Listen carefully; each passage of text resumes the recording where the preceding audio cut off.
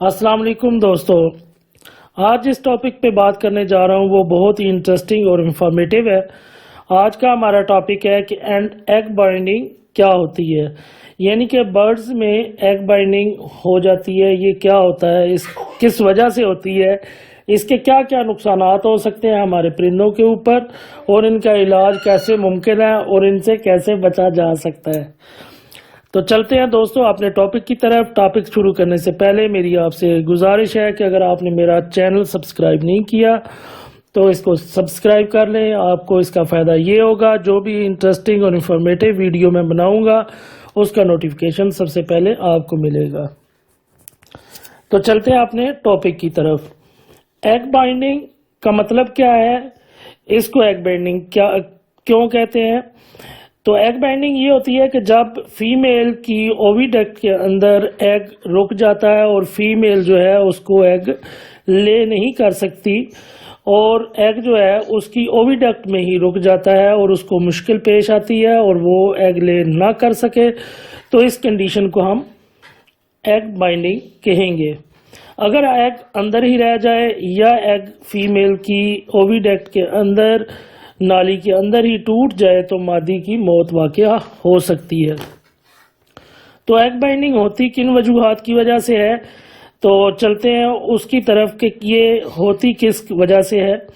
तो इसमें सबसे पहली जो वजह है ये एक मारूसी बीमारी है। ये नस्ल दर नस्ल चलती रहती है, यानी कि वालिदैन से औलाद की तरफ फिर आगे उनके बच्चों की तरफ चली जाती है। तो अपनी माँ के अंदर जिसके अंदर ये प्रॉब्लम होगा, आगे वो फिर जो उसका बच्ची होगी मादी फीमेल, उसके अंदर ये प्रॉब्लम आ जाएगा। ये इसी तरह मारूसी बीमारी है जैसे कि इंसानों में होती हैं। फॉर एग्जांपल शुगर जैसे कि इंसानों में नस्ल दर नस्ल चलती रहती है, ऐसे ही ये भी एग बाइंडिंग अगर एक फीमेल में आ गई है तो अगली नस्ल में वो अपनी बच्ची में ट्रांसफ़र कर देगी। उसके बाद आगे जो उसकी फीमेल आएंगी वो उनमें ट्रांसफ़र होती जाएगी। तो एक तो ये मारूसी वजह है, जिनमें मारूसी आती है उनमें ये इलाज मुमकिन नहीं है। लेकिन अगर बाज़ जो है वो कुछ डेफिशिएंसी की वजह से होती है, कुछ वजूहात की वजह से एग बाइंडिंग हो जाती है, तो उनका इलाज मुमकिन है। तो वो कौन सी वजूहात है जिसकी वजह से एग बाइंडिंग होती है वो बताते हैं आपको। तो पहली वजह जो है वो है कैल्शियम की डेफिशिएंसी। अगर किसी परिंदे में हो गई है, आपने कैल्शियम डाइट उसको नहीं दी, आपने उसके केज में कैल्शियम नहीं रखा, या उसकी आप ऐसी फीड यूज़ कर रहे हैं जिसमें कैल्शियम की कमी है, तो उसमें ये एग बाइंडिंग का मसला आ जाएगा, क्योंकि एग शेल जो है उसका सही मजबूत तरीके से नहीं बनेगा। तो एग जब लेइंग पे आएगा तो वो मादी के अंदर ही टूट जाएगा, तो जिसकी वजह से प्रॉब्लम हो सकता है। तो बेहतर यही है कि जब आप महसूस करें कि आपके परिंदों को कैल्शियम की कमी है, या जैसे सर्दियों का आजकल मौसम जा रहा है, या जब मादी बच्चों अंडों पे होती है तो उसको कैल्शियम की सबसे ज़्यादा ज़रूरत होती है। तो इसलिए ज़रूरी है कि जो परिंदे आपके ब्रीडिंग कर रहे हैं उनको आप कैल्शियम डाइट दें। तो कैल्शियम में आप क्या देंगे, कैल्शियम पी का सिरप इंसानों वाली साइड पे मिलता है, अगर वो आप सिरप फीड के अंदर मिक्स कर दें तो तभी आप उसको कैल्शियम की कमी से बचा सकते हैं। या कैल्शियम के ब्लॉक्स छोटे छोटे मिलते हैं, उनको आप अपने केज के अंदर रख दें, तो इसकी वजह से कैल्शियम की कमी से परिंदा हमारा बच सकता है। तो दूसरी कमी जो है वो मिनरल्स या विटामिन्स की वजह से हो सकती है। मिनरल्स तो इसमें ज़्यादा किरदार नहीं है, लेकिन विटामिन्स इनका बहुत ज़्यादा किरदार है। विटामिन डी की अगर डेफिशिएंसी हो गई है परिंदे में, या आपने खुराक में विटामिन डी की वो कमी है, तो फिर परिंदे को एग बाइंडिंग का प्रॉब्लम आएगा, क्योंकि विटामिन डी प्रीकर्सर है कैल्शियम फॉर्मेशन का। क्योंकि विटामिन डी अगर होगा तो कैल्शियम बनेगा। तो अगर ऐसे परिंदे जिनमें विटामिन डी की कमी हो जाती है तो उसकी वजह से भी एग बाइंडिंग होगी। चौथी वजह जो है वो विटामिन ई की कमी की वजह से हो जाती है, क्योंकि जो रिप्रोडक्टिव ट्रैक है और उसके अलावा एग शेल के बनने में जो है विटामिन ई का बहुत अहम किरदार होता है। तो अगर विटामिन ई की कमी हो गई है तो इस वजह से भी एग बाइंडिंग हो सकती है। तो अब हल इसका ये है कि विटामिन डी को जो है वो कैप्सूल मिलते हैं विटामिन ए एंड D3 के नाम से, या आमतौर पे आप मेडिकल स्टोर पे चले जाएं तो आप उन्हें कहें कि हमें मछली वाले कैप्सूल दें तो आपको फिश कैप्सूल دے دیں گے، 1 روپے کے 3-4 مل جاتے ہیں، تو آپ آسانی سے یوز کر سکتے ہیں۔ تو یہ کیسے یوز کرتے ہیں، یہ آلریڈی میں نے اپنی ایک ویڈیو بنائی ہوئی ہے کہ بریڈنگ فارمولا کیسے بناتے ہیں، اس کے اندر ہے، تو یہ میرے چینل پہ اویلیبل ہے۔ تو وٹامن ڈی اور ای کیسے مکس کریں گے، تو یہ ادھر ہے، وہ آپ دیکھ سکتے ہیں۔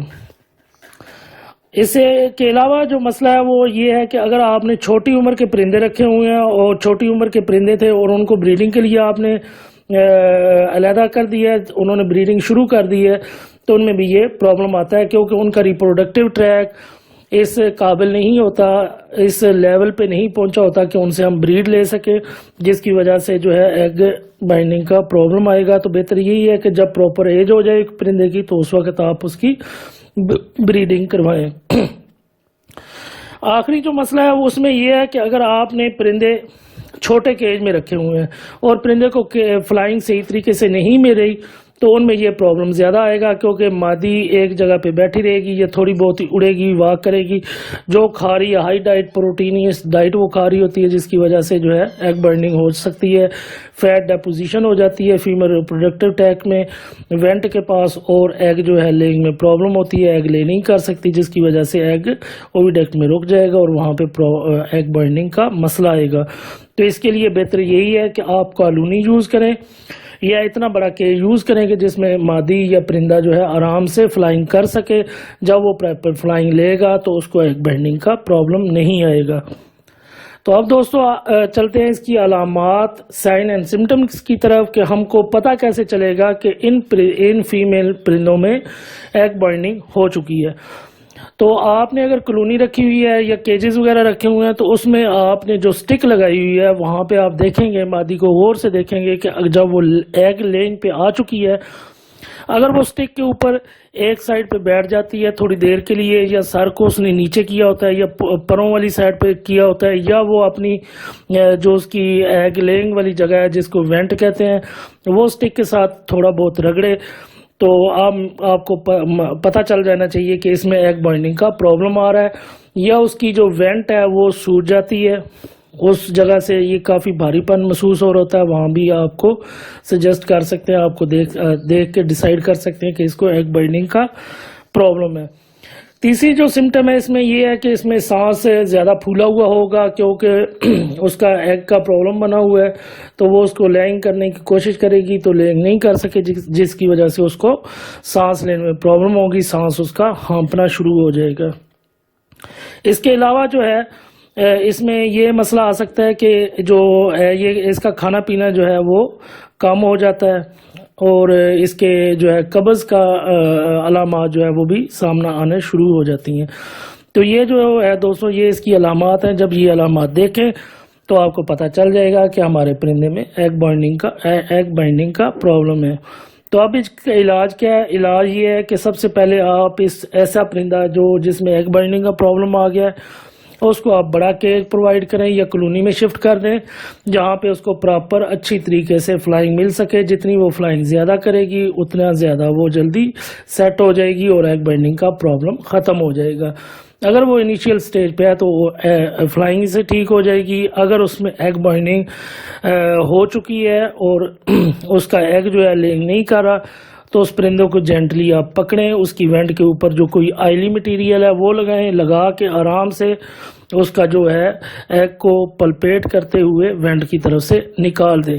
اگر آپ خود نہیں نکال سکتے تو قریبی کسی دوست سے رابطہ کریں جو پرندوں کا شوقین ہو، اس کے پاس لے جائیں تو وہ آپ کو نکال کے دے دے گا۔ اس طرح آپ کا پرندہ بچ سکتا ہے۔ اگر آپ اس کو رکھیں گے اور اس کو ایگ نہیں نکالیں گے تو ایگ وہیں پہ اندر ٹوٹ کے یا اس کا جو ہے ڈیڈ ہو جائے گا، اور وہاں پہ اس کی پائزننگ بن کے فیمیل کی ڈیتھ ہو سکتی ہے۔ اس کے علاوہ جو ہے آپ خوراک میں جن کو یہ پرابلم آ رہی ہے، خوراک میں آپ وٹامن D3 اور vitamin A and D3 mix کریں اور وٹامن ای مکس کریں۔ اس کے علاوہ کیلشیم جو ہے وہ آپ اس کو پرووائڈ کریں، اور ایسے پرندے جن میں یہ ایگ بائنڈنگ کا پرابلم آ گیا ان سے بریڈ نہ لیں، تو ان کا بہتر یہی ہے کہ آپ ان کو کلونی میں شفٹ کر دیں، یا فیمیل کو بالکل علیحدہ جس میں فیمیل رکھی ہوئی ہیں آپ نے ادھر وہ شفٹ کر دیں۔